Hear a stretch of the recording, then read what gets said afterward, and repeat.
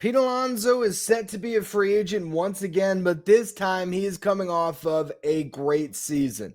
The question, will the Mets finally commit to Pete long term, or are we about to see another game of free agent chicken?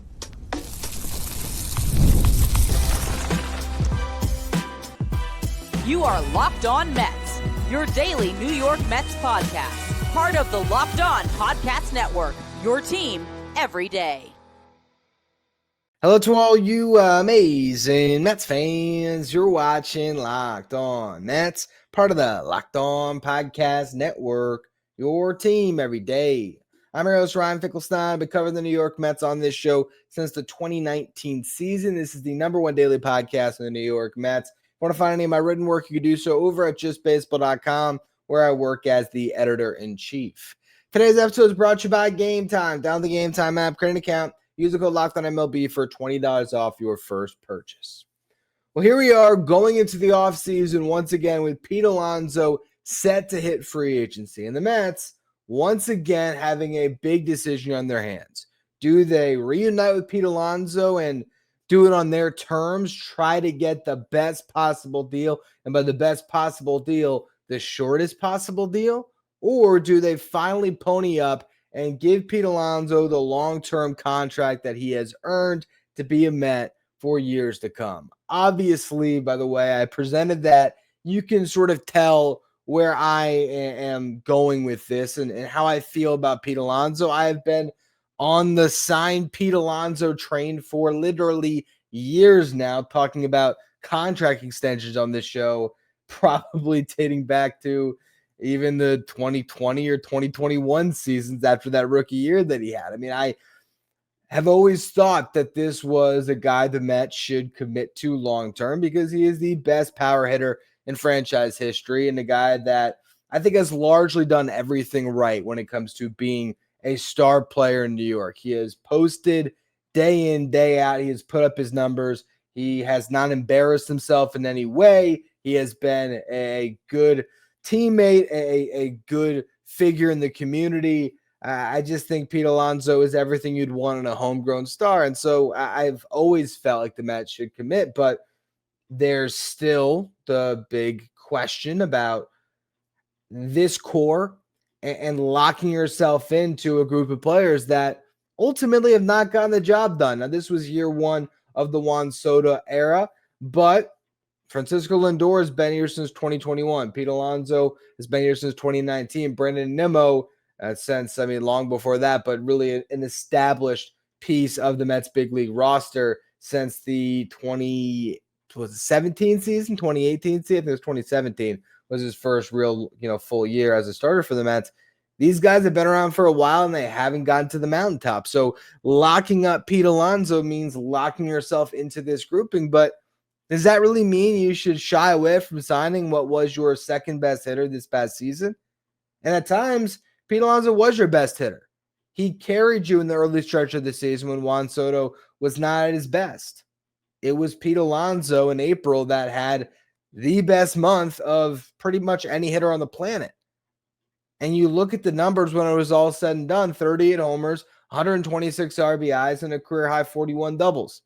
Set a career high with his 272 batting average. His 347 on base percentage was his best since 2022, and his 524 slugging percentage was his best since his rookie season. His 871 OPS was his best since his rookie season as well.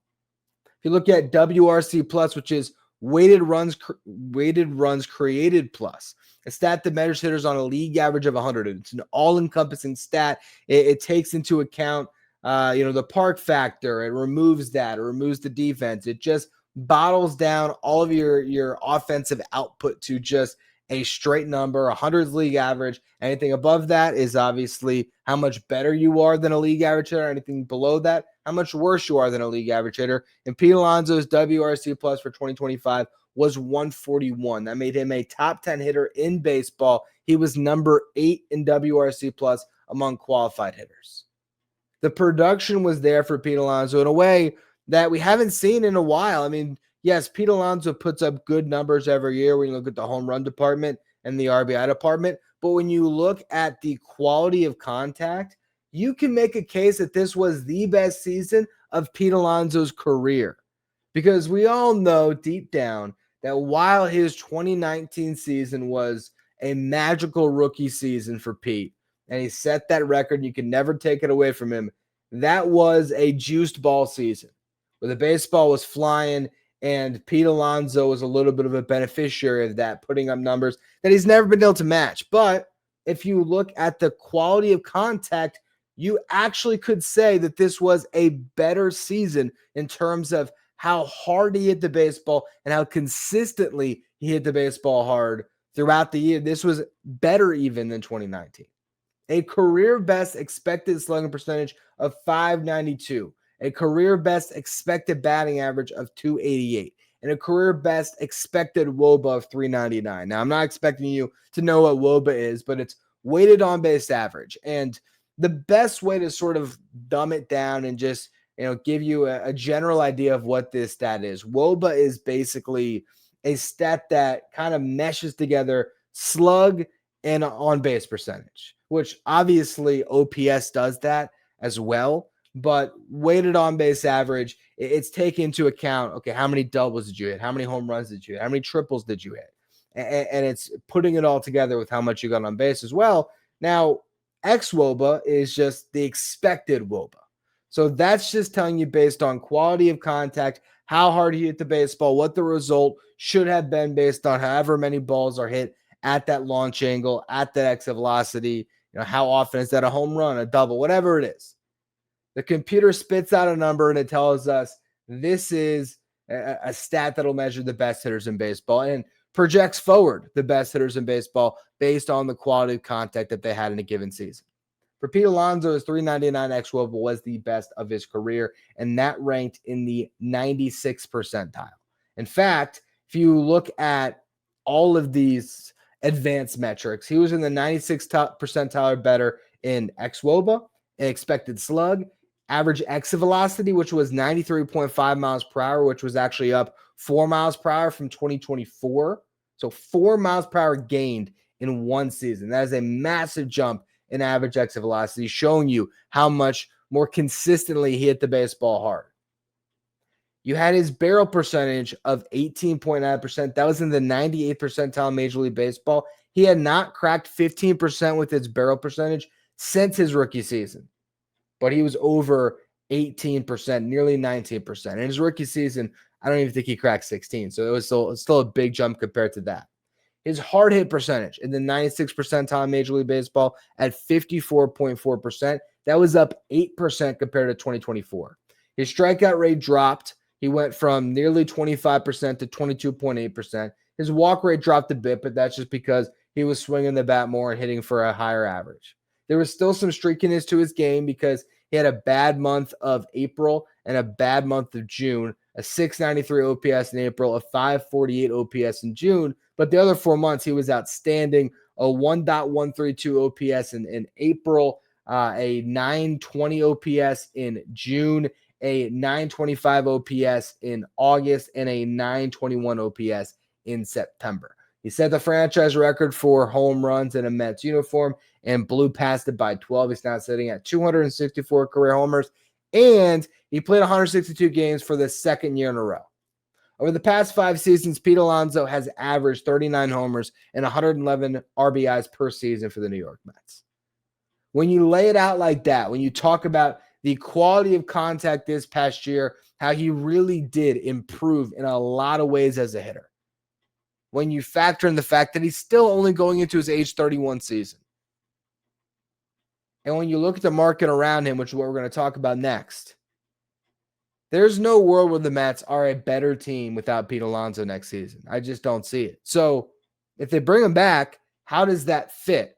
What other alternatives are there if you wanted to get better defensively at first base, which is the one place where Pete Alonso clearly does struggle? And if not for the alternatives, how do you get around his defense moving forward if you are going to commit to him on a long-term deal? We're going to go through all of that here in just a minute. Today's episode is brought to you by Monarch Money. Most people can't name all their financial accounts or even what they're worth, whether it's 401ks, properties, or investments. When you don't have the full picture, you could end up leaving money on the table. And that's where Monarch Money comes in. It's an all-in-one personal finance tool that brings your entire financial life together in one clean, easy-to-use interface on your laptop or your phone. Monarch does the heavy lifting for you, where you can link all of your accounts in minutes. You can see clear data visuals, get smart categorization of your spending, and finally feel in control of your money without ever touching a spreadsheet. I linked all my accounts to Monarch and realized how much money I was wasting on subscriptions I didn't even realize I still had. Also, you start to see some of those purchases add up. Maybe that takeout bill, just a little bit too much on a given month. You'll know that it's time to cut back on your spending and really invest your money wiser. Don't let this financial opportunity slip through the cracks. Use the code LOCKEDONMLB at monarchmoney.com in your browser for half off your first year. That's 50% off your first year at monarchmoney.com with the code LOCKEDONMLB.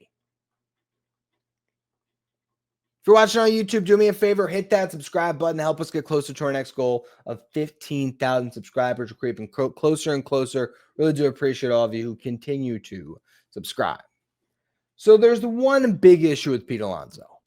He is one of, if not the worst defensive first baseman in baseball based on the numbers. Now, I have been a longtime defender of Pete Alonso's defense at first base because I do believe that around the bag, he's very good. He has good footwork around the bag. He's a big guy, 6'3", gives a good target to his infielders, really good at picking the balls out of the dirt.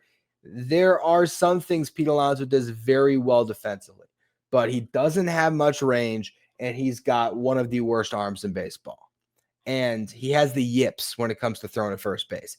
And if you wanted to be the pessimist, if you wanted to be, not even maybe the pessimist isn't the right word, if you wanted to be the Pete Alonso skeptic, you can point out that Pete Alonso made that errant throw to Kodai Senga that spiraled the Mets season. If you really believe in a domino effect, that was the turning point. And then had that been an accurate throw to Kodai Senga and Senga had stayed healthy the whole year, it's a completely different season. And honestly, for Senga, maybe it would have been. Because if Kodai Senga stayed in that rhythm he was in through his first 13 or 14 starts, whatever it was, yeah, you probably win at least one more game and make it into the playoffs.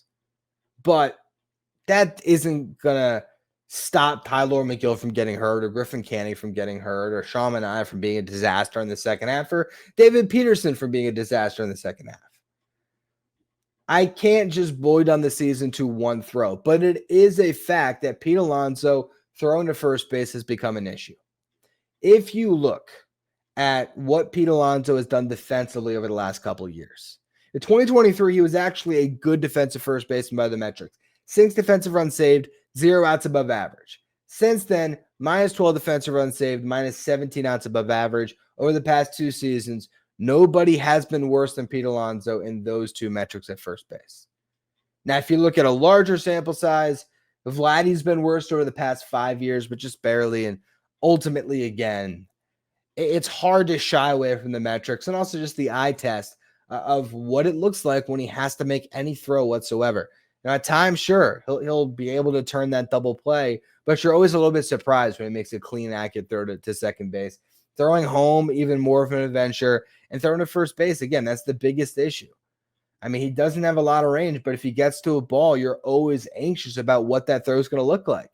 And I feel like the pitchers have it in their head too, like, oh man, where's this going to be?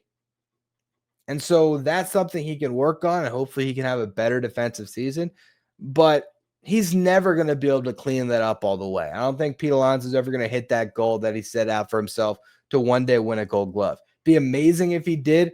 I just don't think it's going to happen. But if you look at the alternatives, where are you finding a better first baseman overall than Pete Alonso?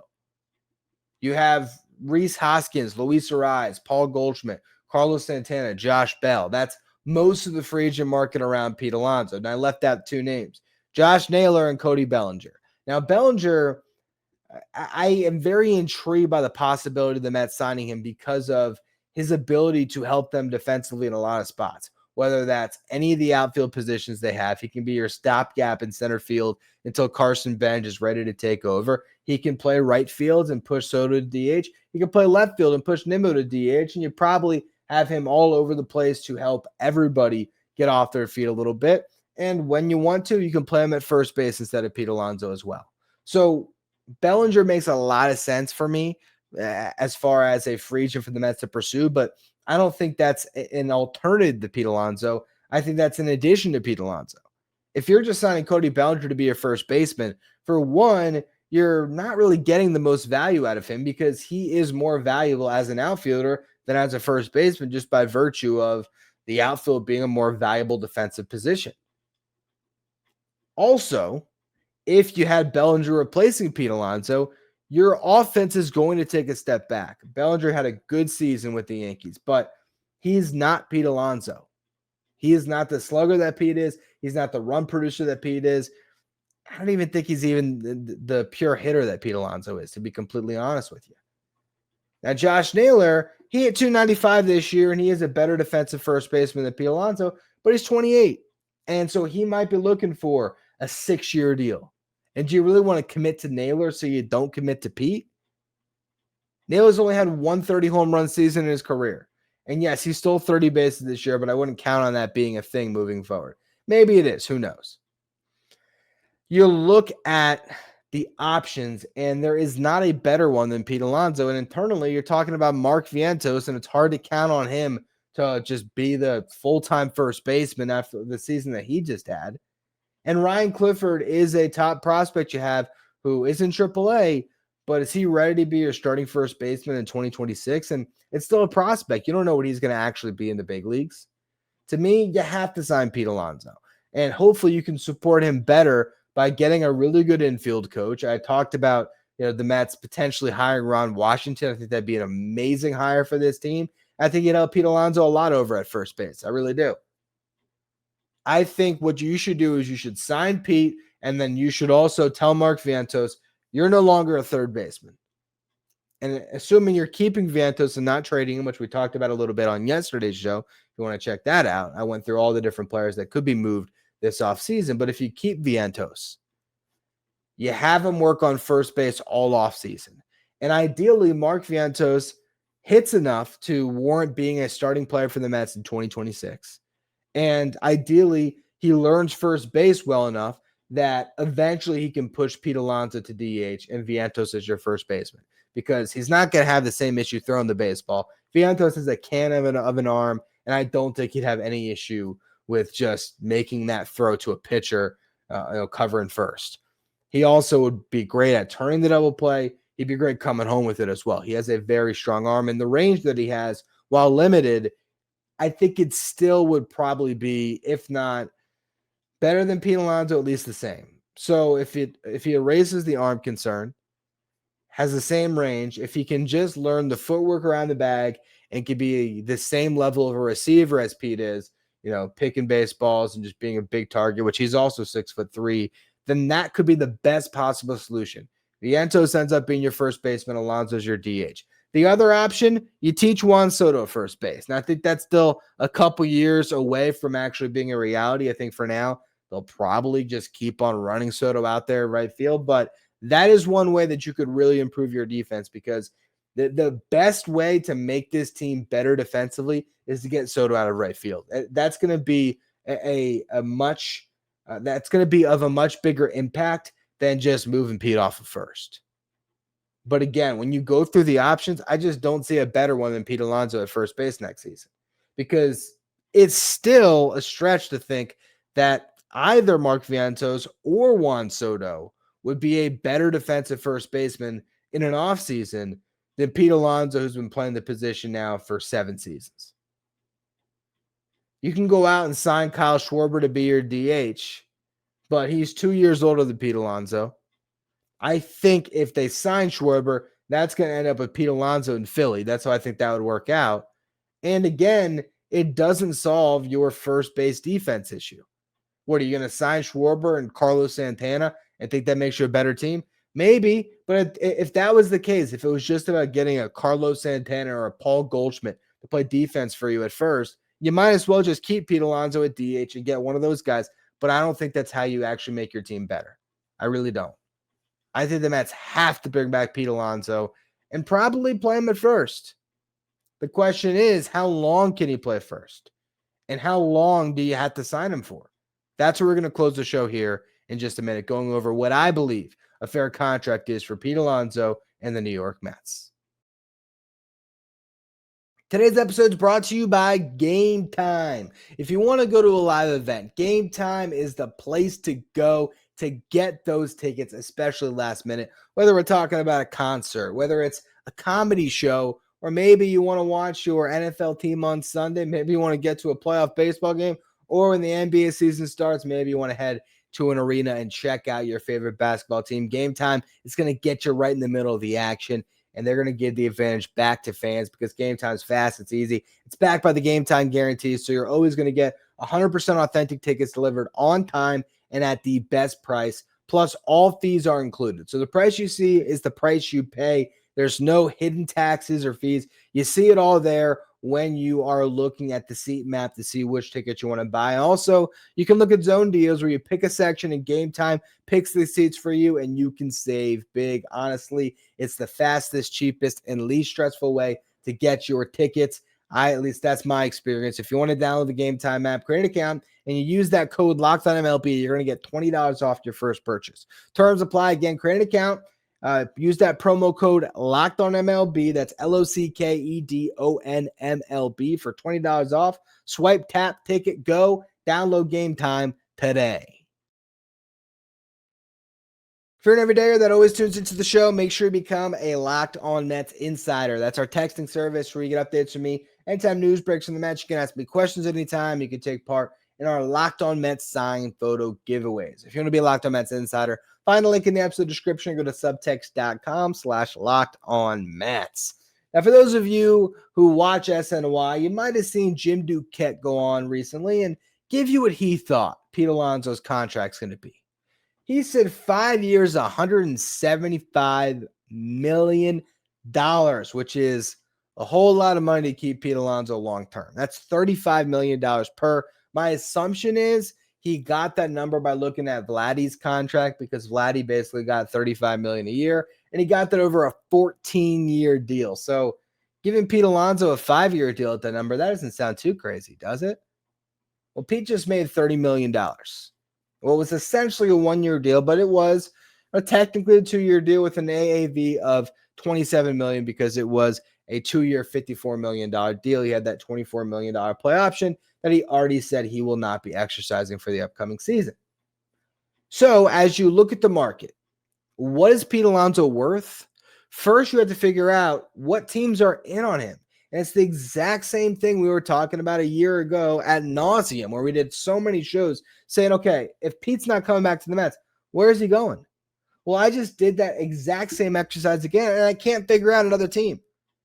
The Blue Jays had interest last year. Are they really going to do it now they have Vladdy locked up to a 14-year deal? Not a chance. The Red Sox, possibility, sure. Tristan Casas can't stay on the field. They had Nathaniel Lowe come over, or maybe he's the Low. I think he's a Low. It's always tough to figure out, is it a Low or a Low? But regardless, he was really good, and I think they could probably just tender him a contract. I don't think he is a free agent. I think if they wanted to, they can just tender him, through arbitration and keep him. Yeah, he's not a free agent until 2027. So that might be their stopgap, or they can non-tender him and go to the market. But they need to keep Alex Bregman. I think that's going to be their priority more than bringing in Pete Alonso. The Yankees, they have their first baseman now. I think Ben Rice will probably just be a first base moving forward. Yes, he can catch some, but Austin Wells is sort of their franchise catcher. So I think Rice over at first with Wells behind the dish makes the most sense for the Yankees. And they really prioritize first base defense. So they wouldn't really love Pete Alonso. You have that Rays Tampa connection that you always thought might be there for Pete, but they got Jonathan Arando over at first base, and he still has years of team control. The Cubs have Michael Busch. They're fine. Dodgers got Freddie Freeman. Giants have Rafael Devers now. The Padres are broke. So where's the team that wants Pete Alonso? You have the Mariners, but they're probably going to try to bring back Naylor. Astros already signed Christian Walker. The one team I came up with was the Angels because Nolan Shanwell has not really broken out the way they would have expected as their starting first baseman. Hasn't been bad, but hasn't really fully become the guy that they hoped he would be. But Pete Alonso has talked about wanting to win. Is he really going to sign up to go be an Angel? Is he that hell-bent on making the most money possible that he would leave the Mets for the Angels? I just don't see it. So again, it's a game of chicken. The Mets know they need Pete. Pete Alonso wants to be a Met. But are these sides going to be able to come together? Can they have more productive dialogue than what we saw last year, where they waited until the absolute 11th hour to finally come to terms? I think it's counterproductive to your offseason to do that again, because now you're not sure what you're going to do with Vientos or Mauricio. When you're on the trade market trying to find ways to improve your rotation potentially, you don't know who to put on the table.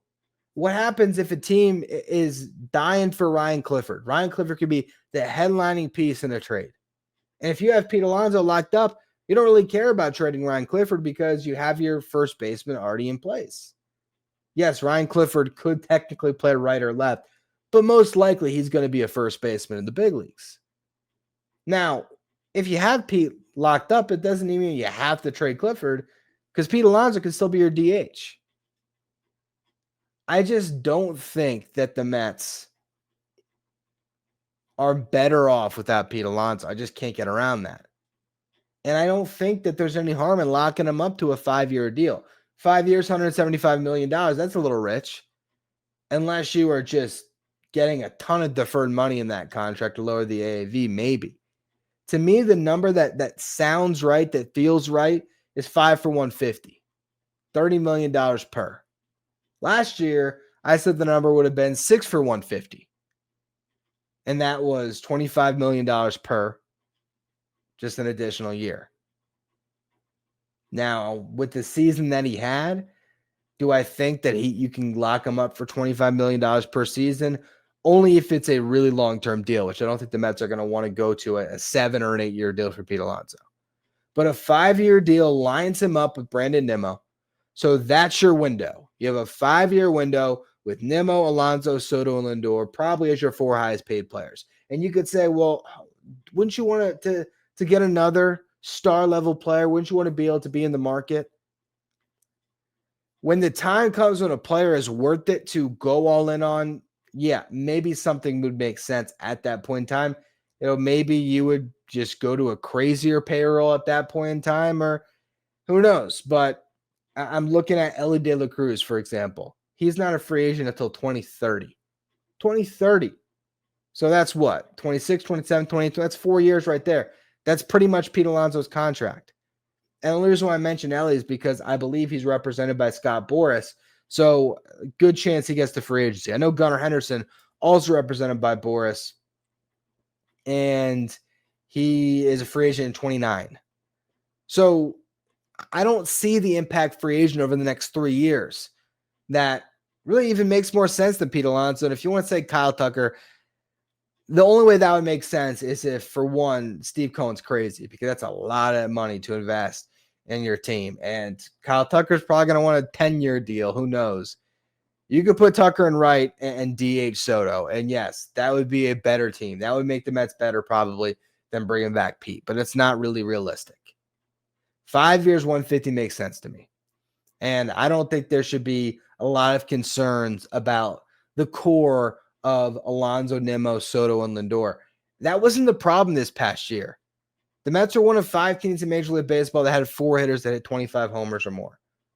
You had one team that had 5 hitters, and that was the Yankees, with Judge with 53, Grisham at 34, Jazz Chisholm at 31, Bellinger 29, and Ben Rice had 26. The Mariners, you had Cal Raleigh at 60, Julio Rodriguez at 32, Randy Arozarena at 27, and Jorge Polanco at 26. The A's had Nick Kurtz, Shea Langoliers, Brent Rooker, and Tyler Soderstrom. That was 36, 31, 30, 25, respectively, when it comes to their home run totals.